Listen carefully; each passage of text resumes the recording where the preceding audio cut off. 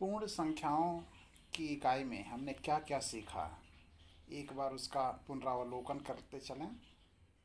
तो सबसे पहले हम ये देखें, क्रम से एक के बाद एक आने वाली संख्याएं क्रमागत संख्याएं कहलाती हैं। शून्य को प्राकृतिक संख्याओं के साथ सम्मिलित करने पर प्राप्त संख्याएं पूर्ण संख्याएं कहलाती हैं। सबसे छोटी पूर्ण संख्या शून्य है। सबसे छोटी पूर्ण संख्या शून्य है।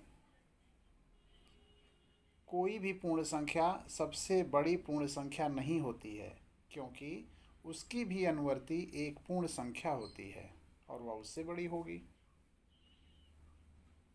यदि दो पूर्ण संख्याओं को जोड़ा जाता है तो योगफल सदैव पूर्ण संख्या होता है।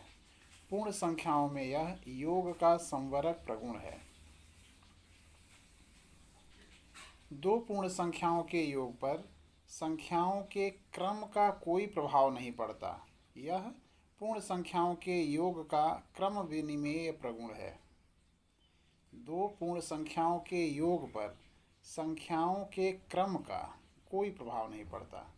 यह पूर्ण संख्याओं के योग का क्रम विनिमेय प्रगुण है। किसी पूर्ण संख्या में शून्य जोड़ने पर योगफल वही संख्या होती है। अतएव शून्य को पूर्ण संख्याओं में योग का तत्समक अवयव कहते हैं। तीन पूर्ण संख्याओं को जोड़ते समय किन्हीं दो का समूह पहले बना लेने से योगफल में कोई अंतर नहीं पड़ता। पूर्ण संख्याओं में यह योग संक्रिया का साहचर्य प्रगुण है। पूर्ण संख्याओं में घटाने की संक्रिया संवरक नहीं है। पूर्ण संख्याओं में घटाने की संक्रिया संवरक नहीं है। दो पूर्ण संख्याओं का गुणनफल सदैव पूर्ण संख्या होता है। यह पूर्ण संख्याओं में गुणन संक्रिया का संवरक प्रगुण है। दो पूर्ण संख्याओं का आपस में गुणा करने पर क्रम का कोई प्रभाव नहीं पड़ता। पूर्ण संख्याओं में यह गुणन संक्रिया का क्रम विनिमेय प्रगुण है। किसी पूर्ण संख्या और शून्य का गुणनफल सदैव शून्य होता है। यह शून्य का गुणन प्रगुण है। पूर्ण संख्याओं में एक से गुणा करने पर गुणनफल वही संख्या आती है।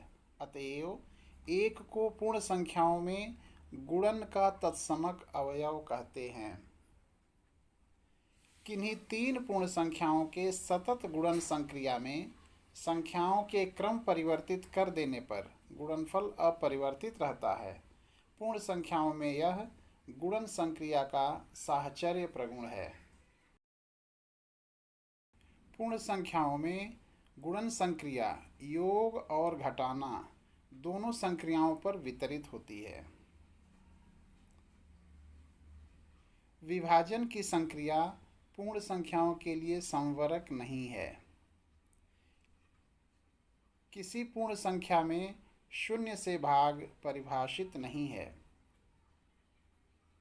किसी पूर्ण संख्या में एक से भाग देने पर भागफल सदैव वही संख्या प्राप्त होती है।